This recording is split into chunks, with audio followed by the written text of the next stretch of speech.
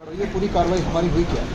इसमें 25 तारीख की देर सायंस कंट्रोल रूम में सूचना प्राप्त हुई थी कि एक बड़ों वाला में एक नाला है जो फॉरेस्ट से लगा हुआ, वहाँ पर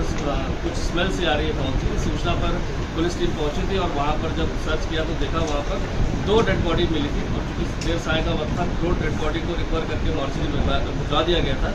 और घटनास्थल को सुरक्षित रखते हुए अगले दिन प्रातः वहाँ सर्च ऑपरेशन किया गया और फोरेंसिक की टीम और डॉग स्क्वाड को बुलाया गया। तो वहाँ पर एक बॉडी और महिला की रिकवर हुई थी जो कूड़े के अंदर दबा के रखी गई थी। काफ़ी सारा कूड़े का ढेर था वहाँ पर दबा के रखी गई थी और इसके बाद यह घटनास्थल के निरीक्षण और जो वहाँ से कपड़े और अन्य सामान जो बरामद हुआ था उससे स्पष्ट हो रहा था कि एक ही फैमिली है और इसमें जो बच्चे हैं और जो मदर है वो कहीं ना कहीं एक ही परिवार से जुड़े हुए हैं और इनको कहीं ना कहीं हत्या करके या इस तरह करके डंप किया गया। क्योंकि घटना बहुत ही अति संवेदनशील थी, हर जगह इसमें हमने गुमशुदगी के लिए पूरे प्रयास किए कि कहीं गुमशुदगी पूरे हमारे जनपद में कहीं लिखी हो इस तरह की।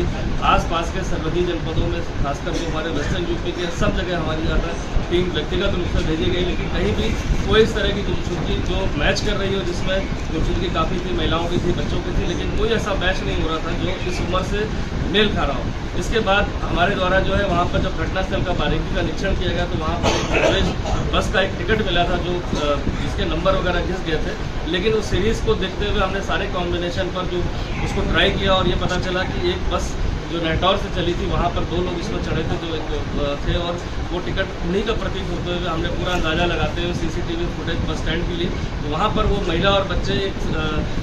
संदिग्ध मोटरसाइकिल पर बैठ के जाते दिखाई दिए रात्रि में 10:30 बजे के करीब। जो उससे ऐसा क्लियर हो गया था कि इनको कहीं ना कहीं कोई मोटरसाइकिल पर बैठा के ले गया। जो घटनास्थल था वहाँ पास ही में फैक्ट्री जहाँ पर 11-12 लोग काम करते हैं, जिनमें से एक व्यक्ति वहाँ पर पूछताछ में हमारे था जो नेटौर बिजनौर में रहने वाला था। शक के आधार पर जब मोटरसाइकिल को मैच किया गया उसको तो पता चला ये मोटरसाइकिल उसी तरह प्रतीत हुई फुटेज में और इसके बाद जब उसकी कॉल डिटेल और अन्य पूछताछ की गई तो उसके द्वारा इस समस्त घटनाक्रम को अपने द्वारा करना बताया और साथ ही ये भी बताया कि उसका मृतिका के साथ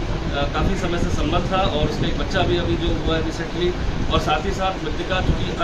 विडो है उसने तलाक दे रखा है, वो बार बार उससे जिद कर रही थी देहरादून में अपने साथ रखने के लिए और साथ ही साथ खर्चे के लिए पैसे भी मांग रही थी, जिससे परेशान होकर वो काफ़ी परेशान था। जिसमें जो मुझे का नाम उसमें हसीन आया जो रहने वाला नेटौर का ही है और जब मृतका अपने बच्चों के साथ बस से पहुंची तो उसके दिमाग में था कि ये जो घटनास्थल है वहाँ पर सुनसान रहता है, 7-7:30 बजे के बाद वहाँ कोई एक्टिविटी नहीं रहती है। एक नाला है जहाँ पर बरसाती नाला है जो बरसात में बहता है तो उसको लग रहा था डेड बॉडी के ऊपर यहाँ छिपा देते हैं तो बरसात में वो कहीं ना कहीं बॉडी बह जाएगी और पता नहीं चलेगा। तो देर रात्रि उसको वहाँ बुलाकर जब वो मोटरसाइकिल से लेकर आया तो उसने मृतिका को बहाने से उसका गला दबा दिया और साथ ही 2 बच्चों का भी सोते में गला दबा के और समस्त घटनाक्रम को छुपाने के लिए उसके सामान को विभिन्न जगहों पर जंगलों में फेंका, गाय में कूड़े में दबा दिया। साथ ही साथ बॉडी भी इस तरह से दबा दी गई अंदर और ऊपर फोम रख दिया गया जिससे कि बॉडी की स्मेल ना आए